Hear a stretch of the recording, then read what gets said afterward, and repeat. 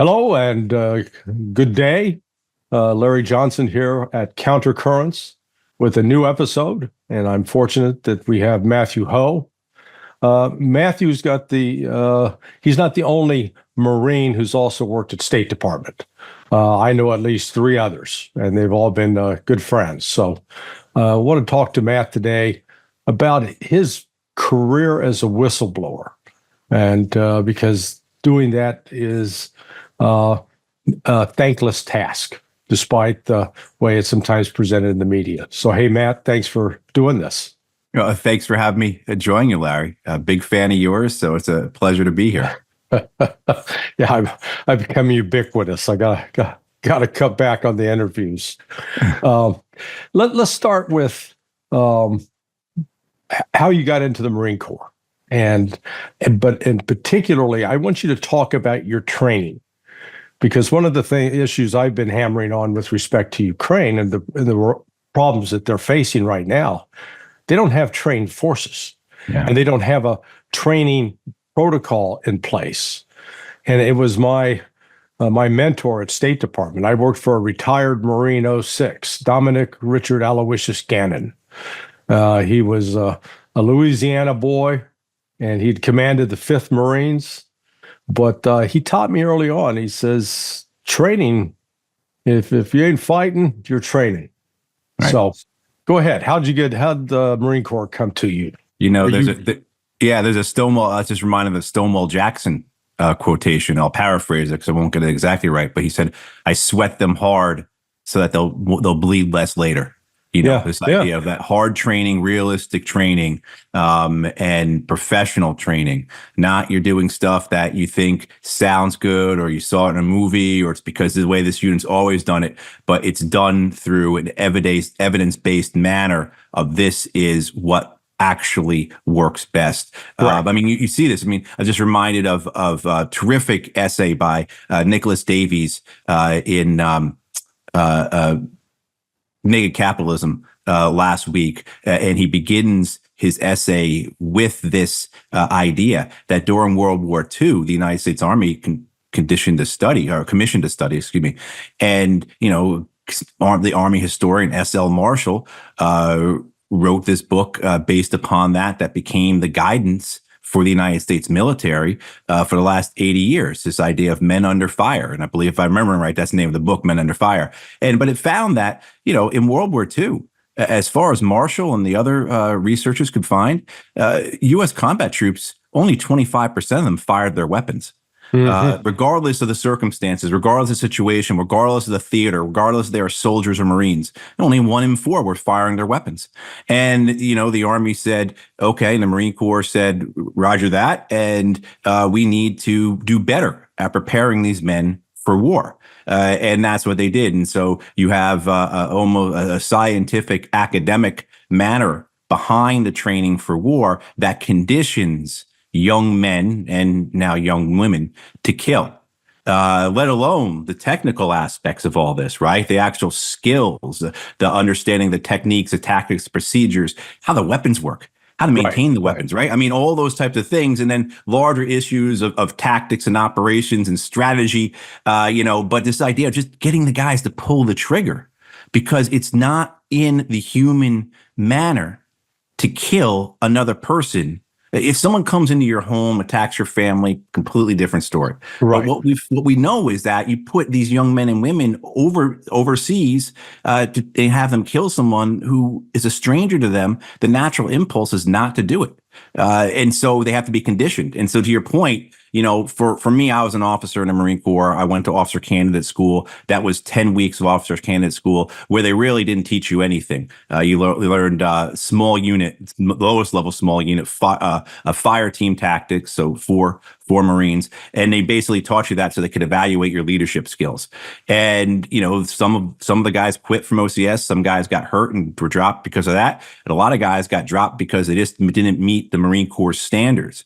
And we started in my platoon, Larry, I think we had probably about 56 candidates in my platoon. This was in 1998, and we finished with about 32 or 33. Mm-hmm. Right. So there was this. Was this at Quantico? This is in Quantico, right? That's where the Marine Corps has its officer candidate school. And, then you leave there, you go to what's called the basic school, which is 6 months of infantry officer training. This is the way the Marine Corps does it. Every officer, regardless of what they're going to do, they're going to be a pilot, they're going to be a supply officer, they're going to be a lawyer. They get 6 months of infantry officer training.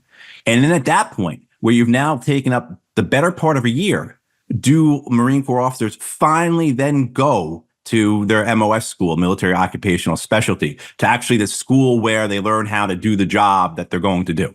But you just see, like, with that, the degree that the Marine Corps puts into its training of officers, because that's what's required. And, and on the enlisted level, it's very similar. So in the Marine Corps, you bring a young man who's going to go into the infantry, and he spends 13 weeks in recruit training. Then he goes to advanced infantry training, which is, I think, about 8 weeks now. And then he goes to his unit. And before that unit gets deployed, they go through at least 3 months of workups of training, right? So for a basic infantryman, a grunt, you're again talking about better part of a year in training before the Marine Corps puts them someplace where they're going to be under fire. And so your point about Ukraine, you just simply don't see that. I mean, we hear stories at best, these young men who are getting to the front, thrown into that, furnace there, at best, they're getting a month of training at best. Right. That's, but more than likely it's less than that, because we see reports over and over again of men being put in a uniform, and then in a week, maybe 2 weeks, they're at the front. And how could they have been conditioned to take part in war? How could they have been trained? How can they understand anything that they're supposed to do in that short of time?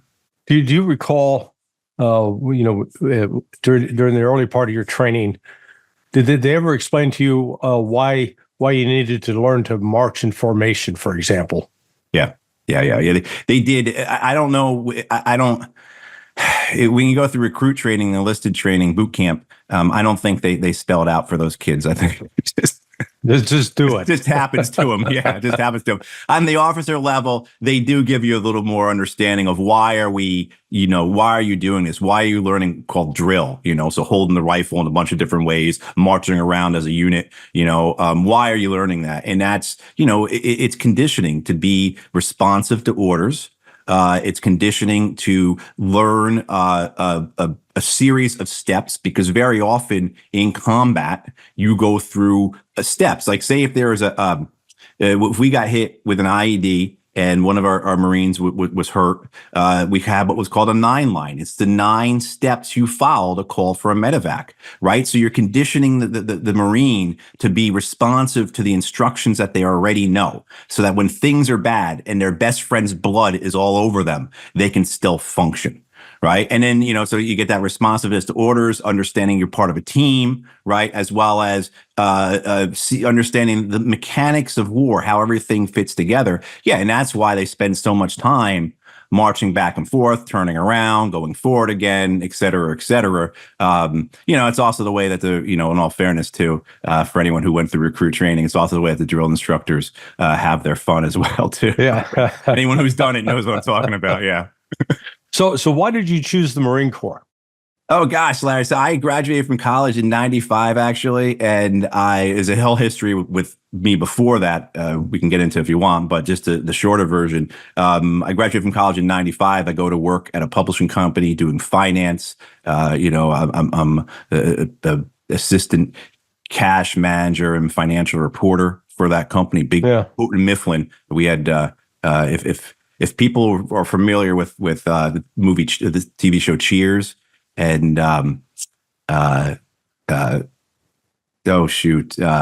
even sure why I'm trying to explain this story when I can't remember the character's name. When Diane leaves Sam in the middle, right? She goes off to write her book. Houghton Mifflin is the company that she's working for. So it has a storied legacy in Boston, right downtown. And I had a great job, and I was bored out of my mind. Every day, all I was doing was like putting numbers into didn't even have Excel back then, had Lotus, into a Lotus spreadsheet, right? For a bunch of old men and women on a board.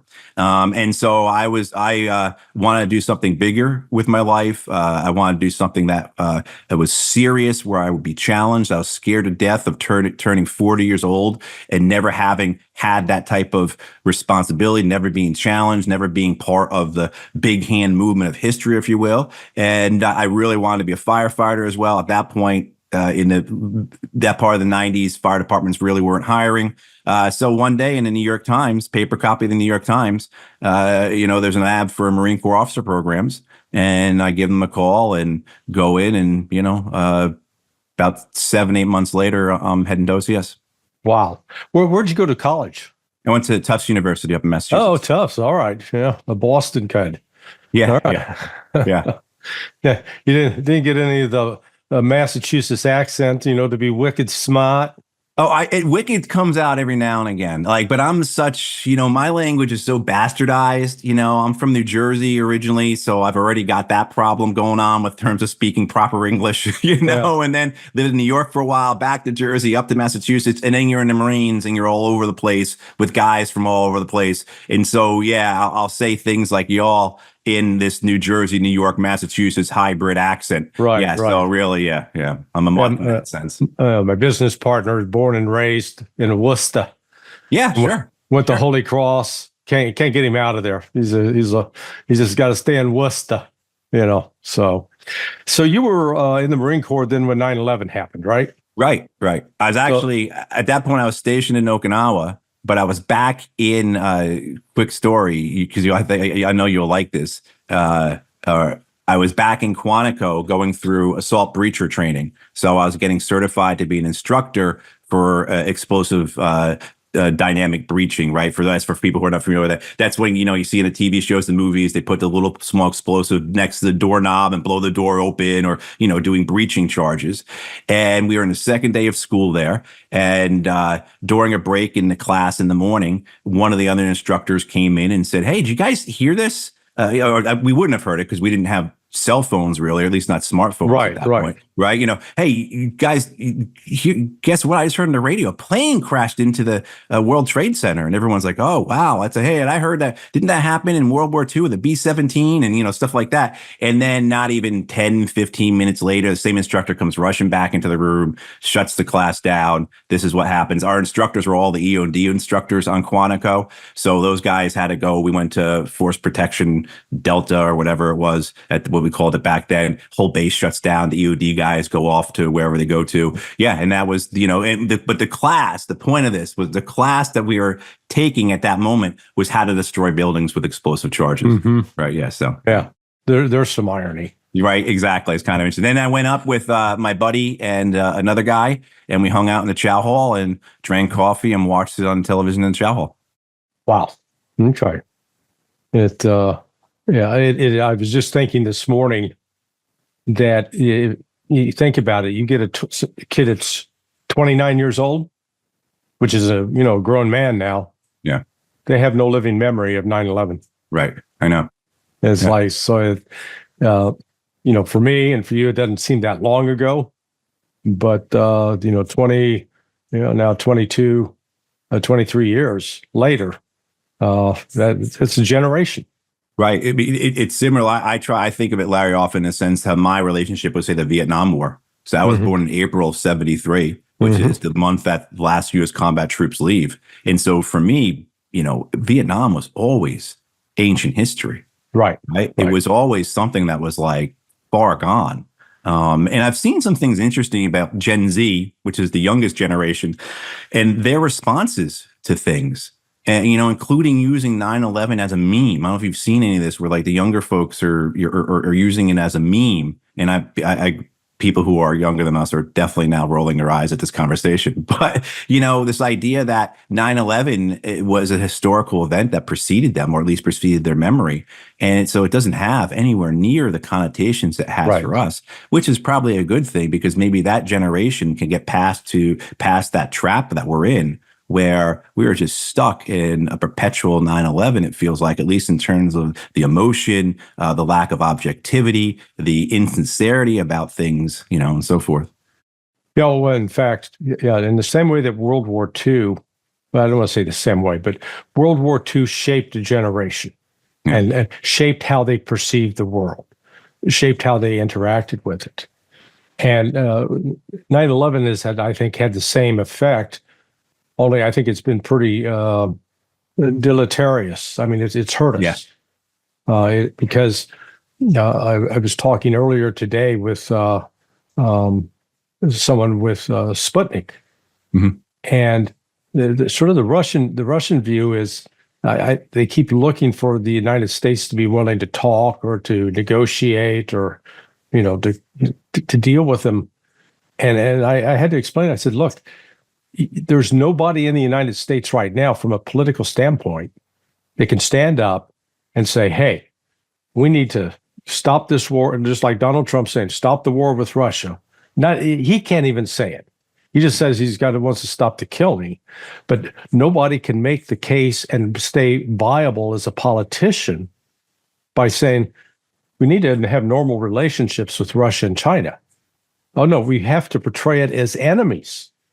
Something we never even did during the bad old days of the Cold War. Why is that? Have you given any thought to that? Well, I mean, I think there's an inertia here that builds, right? So you have this aspect of World War II, like you're talking about, informing our society over as to who we are and what our place is in the world, who our government is, what's possible for us. So we can go and we can defeat Nazi Germany and Imperial Japan, got the white hats on, and so forth.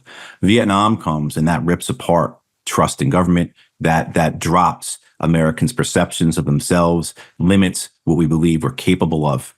And then I think now, witnessing this century, right? I mean, we're almost a quarter way through the century. Yeah. What the United States government has done, and I think this is the point with the Gen Z folks using the 9/11 as a meme, in a sense of like either you can't trust the government, or the government is going to use this for its own purposes and overreact, or you think that what we did after 9/11 was a good thing. I mean, so I think there's this inertia of an imperial government that just, its lies don't make sense. And as that reinforces itself, as it builds upon itself, the result in the population is further mistrust, further disdain, just a disbelief that anything really is going to happen. And I mean, this is why I think you have such disengagement in our country on a number of things, especially politically. But as well as too, I think it's also reason why you've seen further investment in identity politics by both major parties.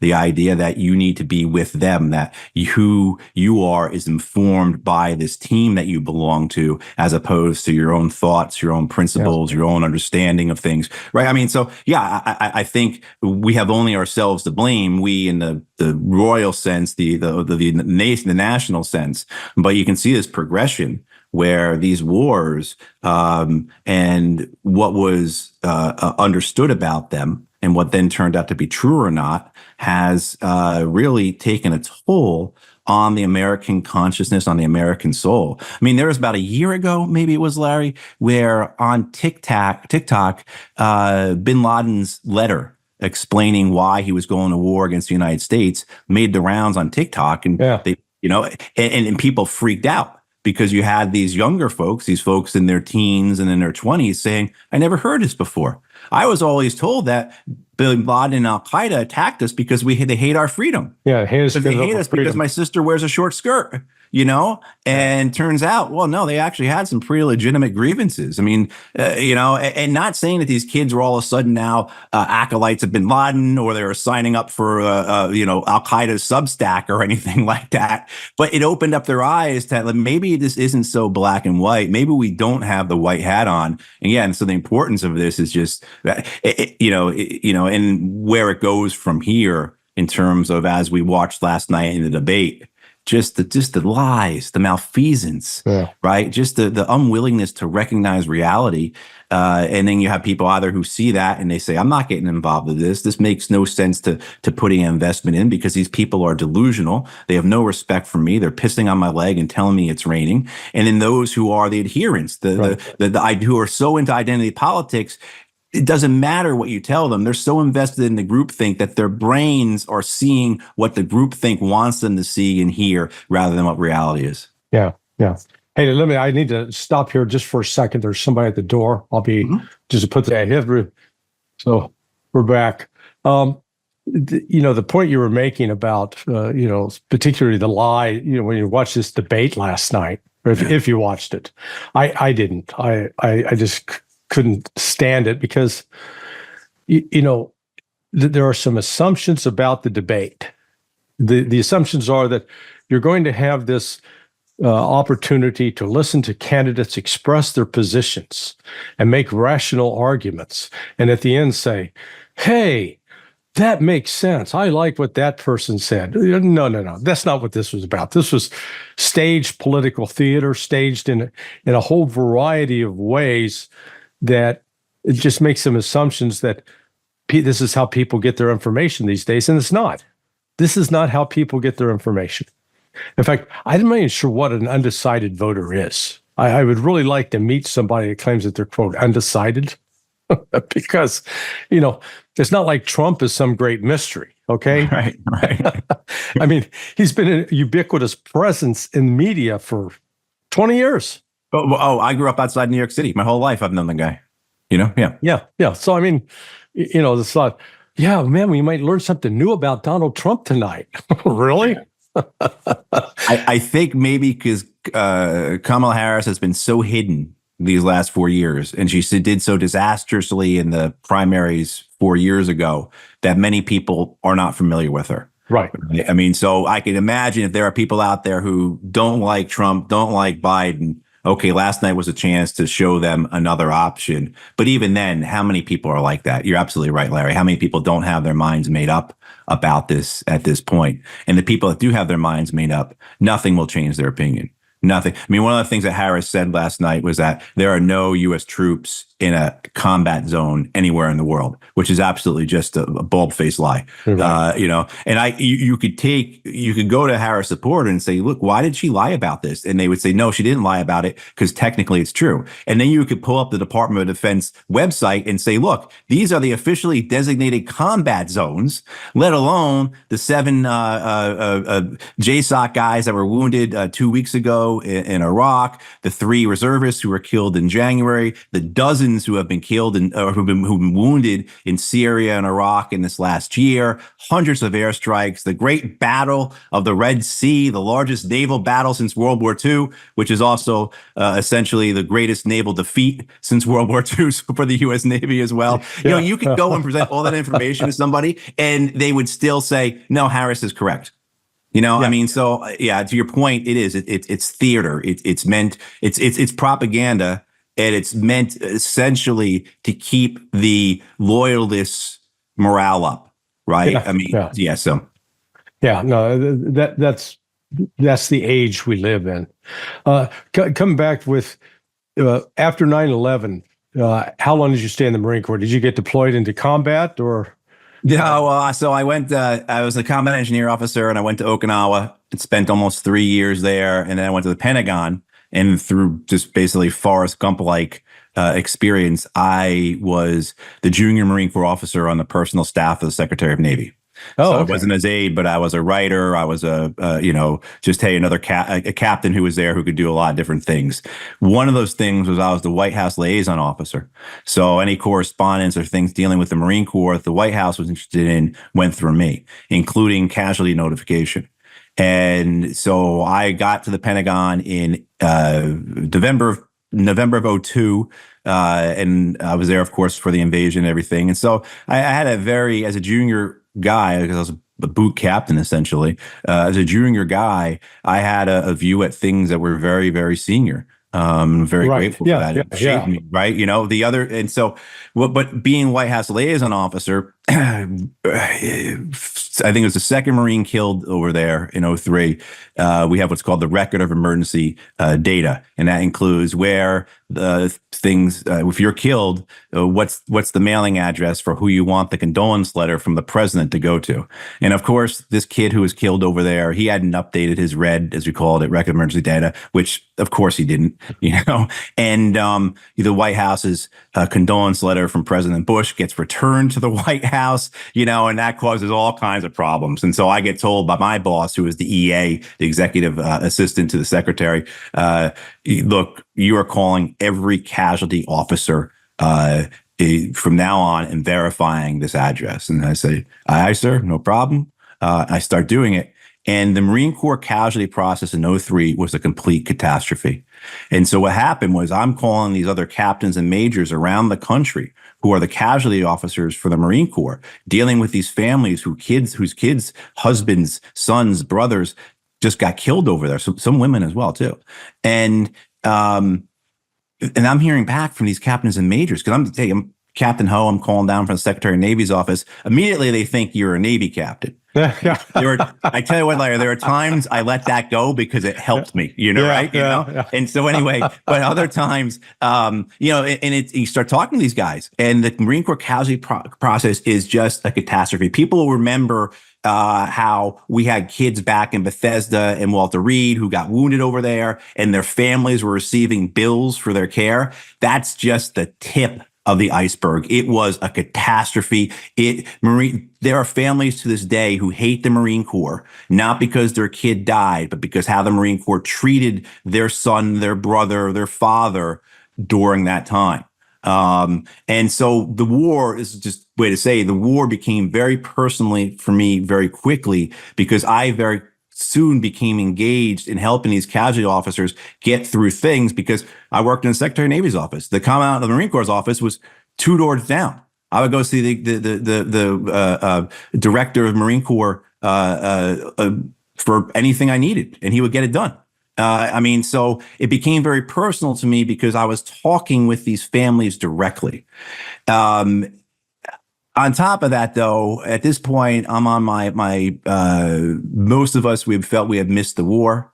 One of my good friends who was one of the few of my classmates from the basic school who actually went to Iraq for the invasion, he sent us emails because most of us were on what were called our B billets, what the Navy calls our shore tours. We had left the operating force and gone to things like me working, in the Pentagon, teaching at schools, working at recruit training, recruiting, those kinds of things, all the back side of the Marine Corps, the B side of the Marine Corps, if you will, and the in-house side. And so, but my buddy Chris Hepler, one of the few guys I was a peer of mine who went over there for it, I remember him sending me an email saying, hey, I'm bringing a camera so I could show you, I'll take pictures, I'll give them to you. And this way you can show your grandkids what it was like to have been a Marine at war. Right? Because that was, and then by the summer of '03, we're all thinking this thing's going to be over. I mean, I'm in a position where I'm seeing the paperwork come through. And by the summer of '03, the Pentagon from Rumsfeld office is adamant that by the fall, we're going to be down to 30,000 troops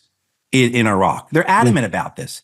And so at that point, I've done 5 years in the Marines. I'd never want to be a career, I couldn't see myself becoming a colonel or anything like that. So yeah, I got out and, put my paperwork in to separate in 7 or 8 months' time. And, a couple of days after I did that, it went through, my boss came in the office and said, hey, just came down from Rumsfeld's office and the Marine Corps is going back to war in the fall. Going back to Iraq in the fall. At that point, they had realized this was probably August or so of '03. The reality had set in, and they couldn't deny it any longer. And they had to authorize.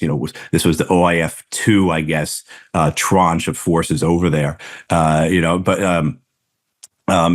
then I know this is long, but it kind of lets you know how I got to where I was. So I'm going to be separated from the Marine Corps in April of '04. And I start looking at commercial construction jobs. But I got a buddy of mine who had been posted down to the Coalition Provisional Authority, which people remember that was Jerry Bremer's outfit there in Baghdad. That was essentially the American headquarters. And he said, we're hiring a lot of civilians to go over there, DOD civilians to go over there to help run things. You'd be like a colonial administrator. And I thought that was just grand. And particularly what I was supposed to go over there to do was to be with an advisor to the Ministry of Youth and Sport. So in April of 2004, I'm getting ready to go to Iraq as a DoD civilian official to work with the Iraqi Ministry of Youth and Sport.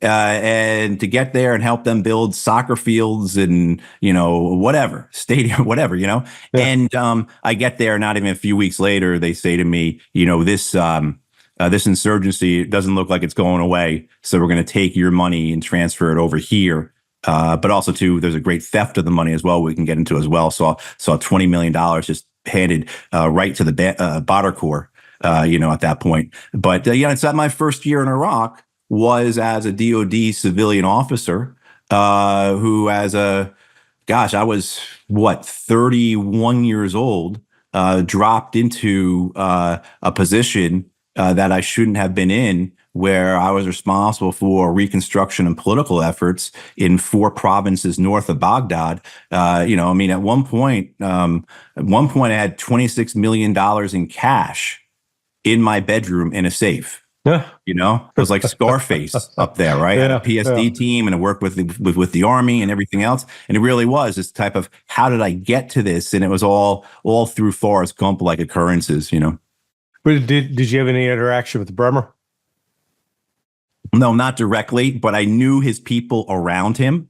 And I'll say this, regardless of Bremer, no matter who was in that position, Moses could have been in that position and he would have failed, because the people that were beneath Bremer were all political hacks. They really were. We had a period of time in Baghdad, while I was in Baghdad in the spring, where there were like 28 car bombs in 22 days in Baghdad, right? Yep. And, and you go to the meetings and they'd be like, we just need to get the traffic light system fixed here and everything will go back to normal. That was the mindset. Plus, they were all just political hacks. My friend who got me this job, who was in the HR department for this outfit for CPA back in the Pentagon.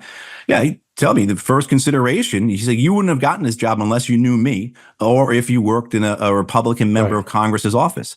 And that's what it was. It was this racket, this grift that was going on, and you had either true believers over there who would say things like, yeah, this insurgency thing, yeah, people are upset, but they're going to calm down. We're going to get it in hand. And then the big question is going to be, and I heard this, Larry, the big question is going to be, this is like spring of 2004. Do we go right or do we go left? Do we go into Iran next or into Syria left? Yeah. So you had the true believers, and then you had just the grifters, the guys that were making a ton of money over there, coming out of congressional offices primarily, but from other places, and they make a ton of money in 3 months. They would max. The corruption was just blatant. So within the federal government, you can only make a certain amount of money a year. Right? It doesn't matter how quick you make it, but basically, I think at the cap at that time was like $170,000 you could make in 1 year as a civil servant. You would have men and women come over from Washington, D.C. and make that in 3 months as U.S. government officers. They just say they were working 100 hours a week or something like that. And when they hit their cap, they would go back to D.C. and they literally high five somebody else coming there. And then you had, and then the other thing, they get back to DC, and this is what this would, if I saw this again, I'd probably become violent. You'd have all these guys running around Capitol Hill. They did this for years afterward, in their suits with the Bremer look. So wearing a suit with combat boots on, with desert boots on. You can see this in Capitol Hill over and over again. It was just kind of, I think, a good poster caricature of what we were dealing with here. But yeah, Bremer, I didn't have direct contact with, but the people around him were sycophants. They were incompetents. They were romanticists, idealists. The whole thing was doomed just based on the people that was there. It was doomed from the get-go. The whole idea was ridiculous. The whole thing was doomed. Yeah. But then once the people who were put in power there, forget it. Now there was no chance of even salvaging any type of exit that would have precluded maybe some of the fiasco that was to come. Have you heard my story about Bremer?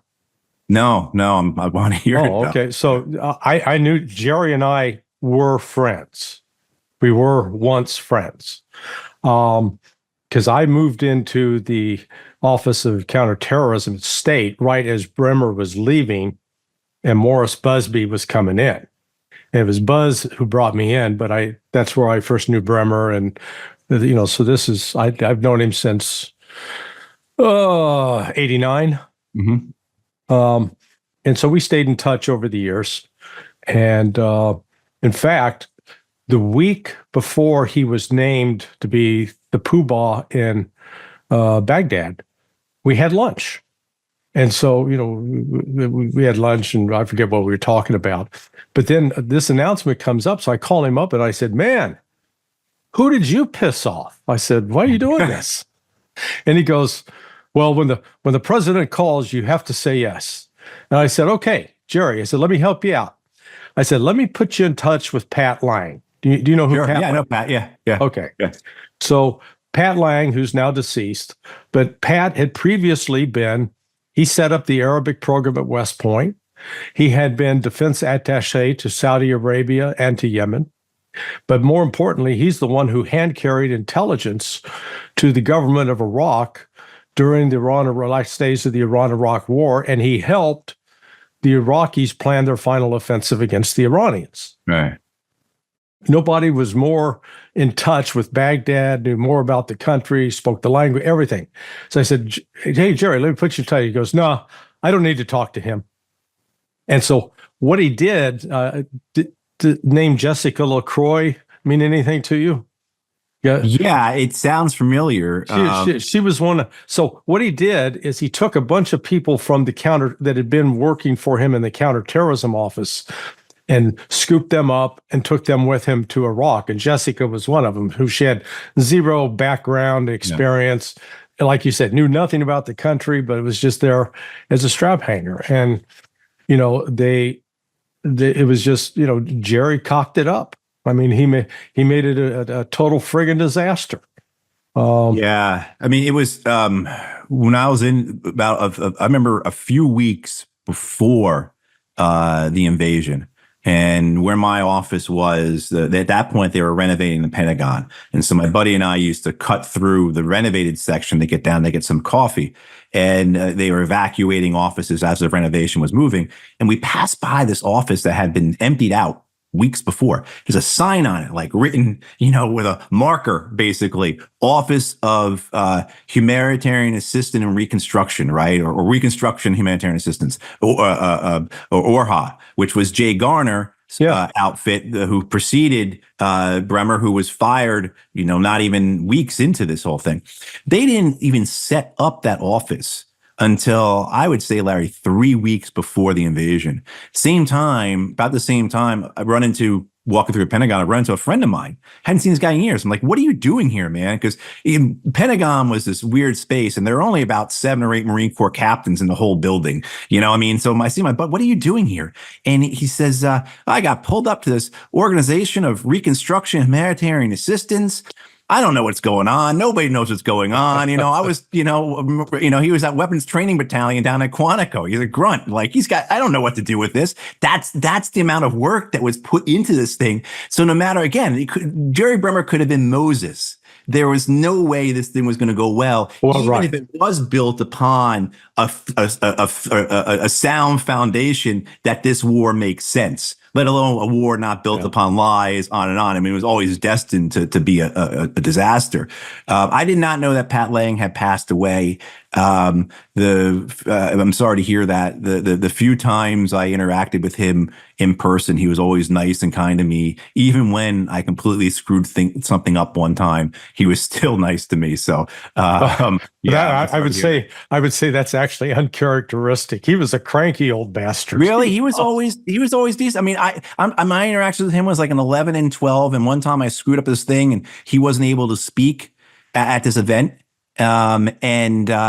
And he was not happy about it, and I apologized, and he was like, "Oh, okay, things happen," kind of thing, I mean, but yeah, well, I'm sorry to hear that, that he's not with us. I don't even know when he passed. So yeah, it was, well, let's see, it's been 2 years now. Okay.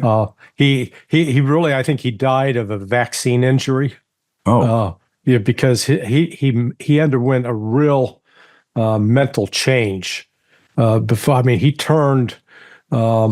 There was a Canadian intelligence officer, Patrick Armstrong, that used to write for Pat. Andrei Martyanov. I don't know if you know Andrei. No. Andrei was a Russian naval officer, but came to the United States in '91 and worked for Boeing. But Andrei's written he had 5 books. The first one was called "Losing Military Supremacy," about the U.S. military. Just sensational books. And he used to write for Pat. Anyway, Pat turned on all of us at the last year of his life. It was really sad. Really?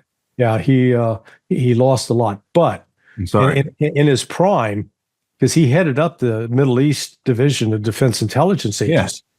He was amazing. And again, he went through that period where he knew what he was talking about. Nobody had listened to him. Yeah. Nobody wanted to have lessons learned. I think, to get back to what you asked me originally about training, one of the things that's so important about the Marine Corps that I went into was the professional military education. And when I was an officer in the Marine Corps, every year since God knows when, there's the commandant's reading list, and it's all the books that the different ranks are supposed to read, right? So if you're a sergeant, you're supposed to read these books, captain these books, a colonel these books, whatever.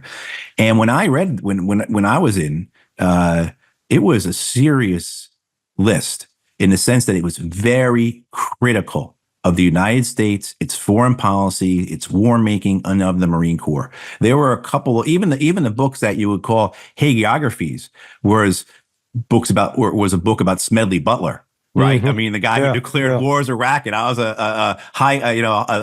a muscled gangster for high finance, right? I mean,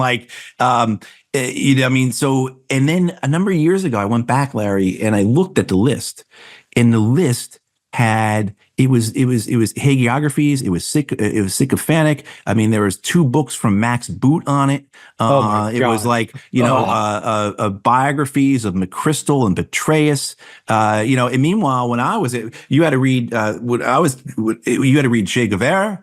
There are 2 books. There were 2, not 1, 2 books by General Giap, the Vietnamese general who defeated us in Vietnam. Mao Zedong was on there. I mean, and then the books that were, so you were reading books from our enemies, essentially, as well as you were reading very critical books about American military experience. There might be something, in there that you could point to and say, hey, this thing about Schwarzkopf, that might be a little over the top. But same time too, Schwarzkopf was really successful on the operational, with the operational efforts of the Gulf War. You can talk about the larger political aspects of that and everything else. But in terms of the actual military operations, yeah, sure, we should read about how this guy did it. He did a good job, but now you look at it and it's just one book after another, that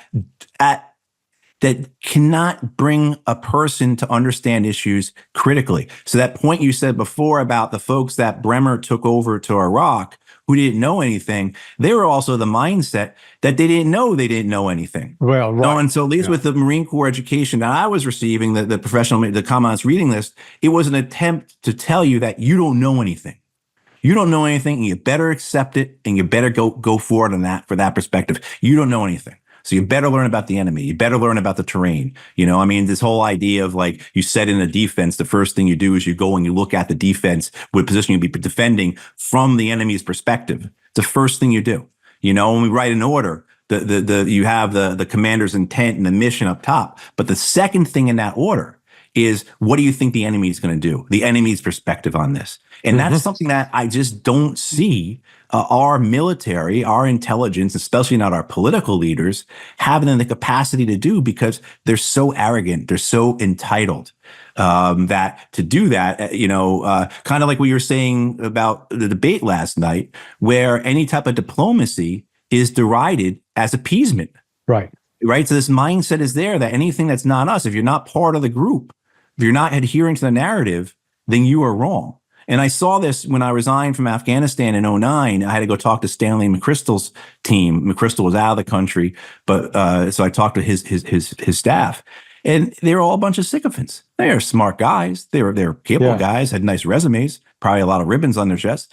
But everything I would bring up about that war and why it was unwinnable, and our efforts were futile, would always just be countered like, well, that's an interesting point, but if General McChrystal agreed with it, that's what we'd be doing. Yeah. I know. Yeah, I dealt with. I was at JSOC when McChrystal first showed up back in 2001, 2002, and yeah, it was actually in an odd. I was sent. JSOC sent me to Balad in May of 2006 as a civilian, and my job was to train a Navy SEAL commander how to be on television because. Yeah, I mean, they kitted me out, got all the shots, had the body armor, flew into Qatar, was at Al Udeid, and then out of Al Udeid up, and McChrystal was there, and this was when the hunt for Zarqawi was going on. Sure. In fact, it was 2 days after I left that they caught Zarqawi and killed him. And of course, I came back, I took credit for that. I said, "Oh, look, all I can tell you is." Before I went, they hadn't found him. I go, they got him. Draw your own conclusions. Okay, a little self-proud. So, how did you make the transition then from DOD to state? So I was still okay. So I spent a year basically being a part of the embassy team in Iraq, and then I get to know a lot of people. One of them I'll ask you about later because he was with JSOC as a State Department officer at one point, about the same time possibly. I just, kind of built a good reputation. I spent a year in Iraq. I came home and I went to work on the Iraq desk at the State Department, not as a government officer, but as a contractor, as a consultant, as we called ourselves. That's how they did it. So they brought me and a bunch of other guys onto the desk at the State Department. I wasn't there very long, 5 months or so, when I was still a Marine Corps reservist. Got an email from 4th Marine Division, which is the Marine Corps Reserve Division, saying we need these types of guys for the next deployment. And right at the top was a combat engineer officer, company commander, blah, blah, blah, which is where I felt like I was going to throw up. And then, and even at this point, though, Larry, I was convinced that war was not just a mistake, but also unwinnable. My job at the State Department, I did a bunch of different things there, but one of them was to compile the weekly status report. And this was a good news story with a classified and an unclassified version. And that was my job, was to compile that thing every week and tell the good news. Yeah. Right? I mean, like the mental health, my mental health has never recovered from having to do that. Right. I mean, from the dissonance I had to force upon myself to do that. Right. So anyway, so I ended up volunteering for mobilization, going back to Iraq, this time to Anbar province.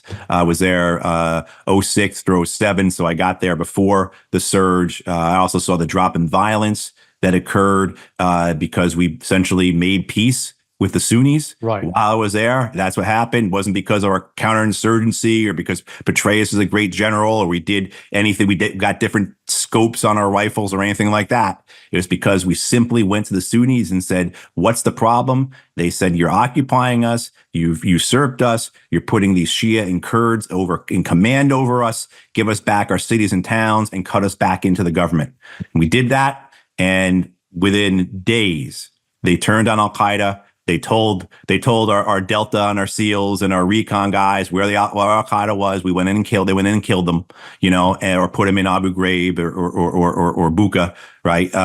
And so when I came back from that, I started a process not long after getting back from that deployment to go into the Foreign Service because I had known people. So I actually received an appointment into the Foreign Service as a Foreign Service officer, which is kind of rare.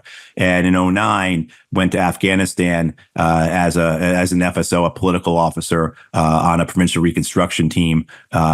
Different experiences there, but 5 months into that, realizing that this war is no different than the Iraq War, that this escalation of this war is a great mistake, an error. It's just an unwinnable war. This escalation is only going to make things worse. Guys are going to die for no good reason whatsoever. Essentially, the big thing for me at that point was, can I come home and tell somebody that their husband, their father, their son died for a good reason over here, and I couldn't. And so 5 months into it, I was morally and intellectually broken at that point, lying all this time to myself to keep myself involved in all this stuff, that I resigned and Didn't intend to do anything with it, and then got upset about something, called the Washington Post, hoping to write an op-ed about why I quit and why we shouldn't further that, stay in Afghanistan, and ended up being a big front page story, front page above the fold, 3,000 words or something like that. And yeah, here I am, 15 years later, still talking about it. Well, in fact, so you didn't take the Foreign Service exam, correct? Mm-hmm. And No, they didn't. yeah. Okay, so that explains, because you're not a typical Foreign Service officer, and I mean that in a positive way. Yeah, I know what you're talking about, and I hear that. I still hear that from people on the state. You weren't a real Foreign Service officer. Well, no, but it is what people don't understand is the FSO mentality is this: they're the smartest people in the world because they took and passed the Foreign Service exam. Right. And if you didn't take and pass it, because I developed a course that was taught for JSOC on how military guy JSOC would go overseas and interact with embassies. So we had a full course and a lot of interaction for the role playing for the students.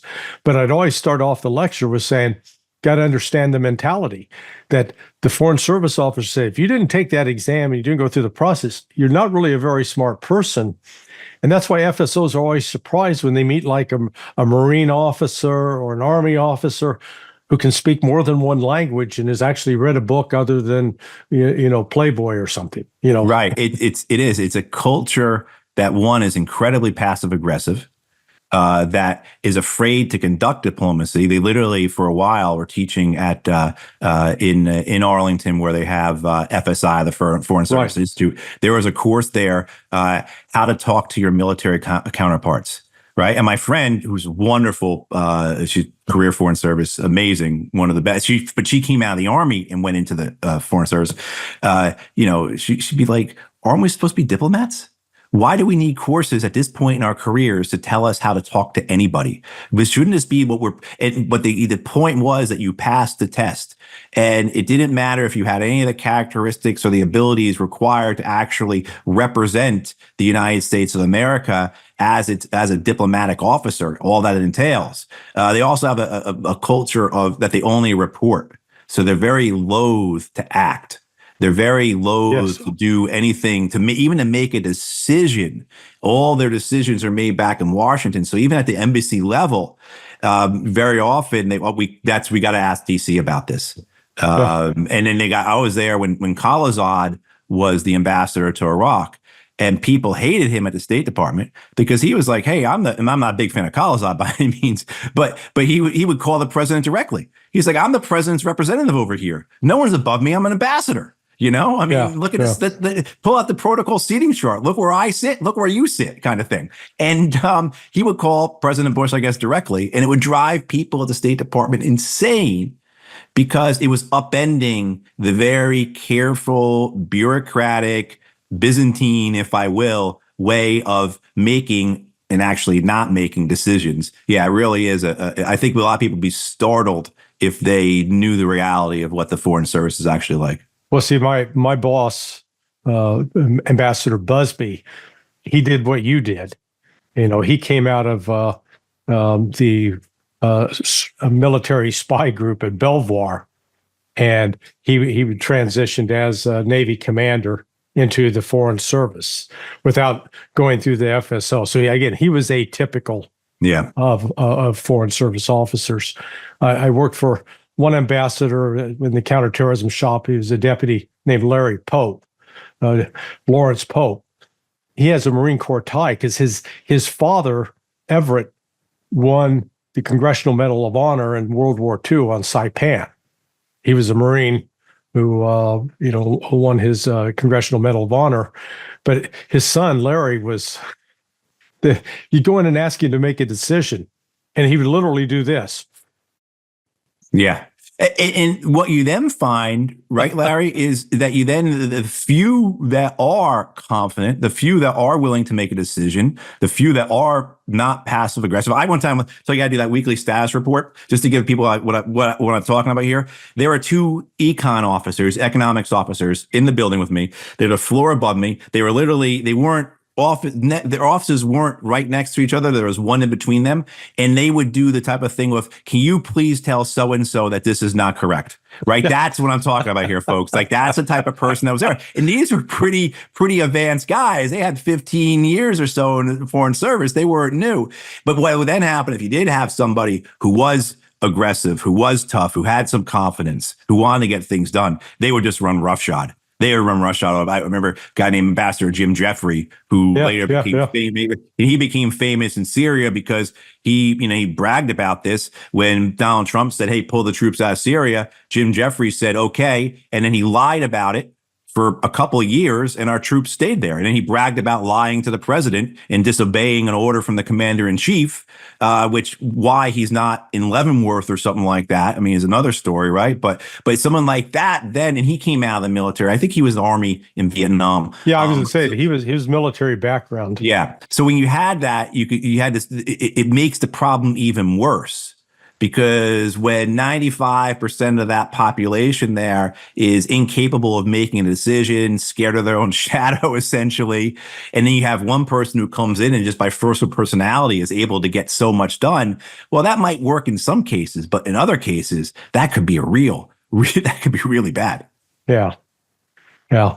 The reason I took this approach on our discussion today, because people will hear you come on, when you do Judge Knapp's show and do Danny Davis and others, and you talk well about the substance of the moment, but people really don't get a chance to know your backstory or know much of your backstory. And that was what, I think, because we're coming up right on an hour now. I know. You say, man, where did the time go? No. But I think once people appreciate that, you're not offering opinions because you've just been some guy sitting there reading social media. Right. You've been on the front line, albeit, you and I are similar in that way. We were not in top positions directing and giving orders and commands, but we were right there in the middle. We were rowing the damn boat. Okay. Right. I know. And I was a bump on the log at a lot of, that's why I keep saying Forrest Gump, because I can't explain why I was at these senior positions in the Pentagon, even over when I was at State, the council I've had with people like Richard Holbrooke and things like that, the opportunity to have this kind of perspective. Yeah, I mean, it'd be one of my favorite gospel verses, of course, is "Don't bury your talents," and I take that to mean both what you've been given with birth and then what you've been given through life. And so for me, I feel like it is an obligation to talk about this. One, I'm passionate about it. One, I'm still incredibly pissed off about it. I'm very angry about it. But then, the other aspects are like, I have an obligation to my friends who were killed over there, to all the innocent Iraqis and Afghans I saw suffer and die over there, as well then too, that like I have this experience. I saw what occurred there. I have an obligation to talk about it. And the thing is, be one thing, Larry, right? If we were just talking about past events, but this train keeps on rolling, and God knows where we're going. Yeah, and I meant to ask you earlier. Did you ever see the movie Taking Chance? Yes. I watched it one time, bawled my eyes out, and it's kind of like Old Yeller or The Exorcist or something like that. I don't want to ever go through that experience again into watching a film like that kind of thing. Yeah. And for people that are not familiar with it, Taking Chance is about a Marine officer who, he's sort of not part of the war, and he's sort of feeling bad that he's missing out on it. But he has the opportunity to become the casualty officer to accompany the body of a young Marine who comes to Dover, and then the process of how that body is transported back to the family. And I thought it was a spectacular movie. Really, Kevin Bacon starred in it. So if anybody has a chance, it will give you, at least in that one, the Marines did right by the families, correct? Right, in that one, and I mean, that really is something maybe I should write about, find the old documents, I mean, I kind of had I've always had a big mouth, and, maybe I wrote this, so this was talking about the casualty process. It was so horrible. My boss guy named Terry Tackett's, fantastic guy, submariner. Commander Tackett's had me write up a memorandum on it. And that went to the secretary, it went to the CNO, the Chief of Naval Operations, and the Commandant's office. The CNO said, "This isn't my problem, it's the Marines' problem." And went to it went to the Commandant. And at that point, it was General Hagee, if I remember. I don't think General Jones was still there. I think it was General Hagee, and General Hagee threw it at the 3-star in his office and said, "Fix this," kind of thing. And then one of those deals were just like in the movies, like you expect. A couple hours after it happens, I've got colonels, 06s, calling me from Quantico and threatening me. And I thought my boss, really, I mean, like I remember one guy was like, I'm in manpower down here. Don't you understand this, Captain? You've got a real easy last name to remember. I'm going to ruin you. And we have been communicating with Marine Corps casualty all this time, being like, you guys, there's a huge problem here. People are writing the president because this is how bad their kids have been treated. Their brothers, their fathers have been treated, their husbands, right, as well as what I'm hearing from the casualty officers. There's a real problem here. There's a systemic problem. And they didn't want to, at best, the response you get from Marine Corps casualty and Marine Corps, the manpower folks would be like, well, it's all going to be over soon. So there's no sense to change everything because it's going to be back to normal. Because Marine Corps casualty was somebody's hurt or killed in a training accident. A Marine kills himself on a motorcycle. That type of thing. Onesies and twosies, not prepared for war. So that whole idea of once it gets back to normal, we're not going to change anything. Yeah, my boss, God bless him, Commander Tackett's, I literally thought he was going to get down. He was going to get a car and drive down to Quantico and beat the hell out of that guy after he fought like that. But that's the reality of the bureaucracy. And that's what you're up against. And so you see these lives shattered. And in these families that are just hurt so bad, like in their most vulnerable moments, the Marine Corps does these things that refuses to give back the ashes of a body, refuses to present flags to the children. FedEx is a copy of FedEx is the Purple Heart to a widow. I mean, like the stories on and on and on, where it was this is just unbelievable, and you're destroying people here, and in their most vulnerable moments, and that's certainly one of the first prime poppings of balloons for me, I guess. Hey, watching how the sausage is made, it's always appetizing, isn't it? Right. Yeah, it is. It is. And it's kind of that saying people say in any industry, in any business or institution, if people only knew. Yeah. If people only knew. And and then the thing about it, though, it's we go along with it for such a long time. I mean, I went along with it for years. I did 3 deployments, lying to myself about it, right? It's going to get better. I would make things better. I'll in the circles around me, I'll do my best. I'll be a moral actor, and that's the most foolish thing, because war will always make you an agent of its immorality, regardless of who you think you are, right? And I mean, on and on, all the lies you tell yourself, and when one lie gets exploded, the next lie just comes up until you're at the point where, you're literally breaking down. And I believe that Afghanistan was going to be different than Iraq. Right. Even though, I mean, I'm a smart guy, I read a lot, I get that. I had to see it for myself. And I think that's the hardest thing, right, Larry? We can say all this, and then we could go someplace like West Point or Annapolis or wherever and talk to the cadets and the midshipmen, and they still have to see it for themselves, Yeah. Unfortunately. Well, it's, you do valuable work. That's why, you and I do what we do. We speak out, trying to educate, trying to warn people so they don't go repeat the same mistakes. All we can do is hope that somebody listens. Right. But I thank you for taking time to speak up today. And we're gonna call an end to it. This is again the latest episode of Countercurrents with Matt Hoh. If you liked it, hit the subscribe button, and we'll see you next week. Thanks so much.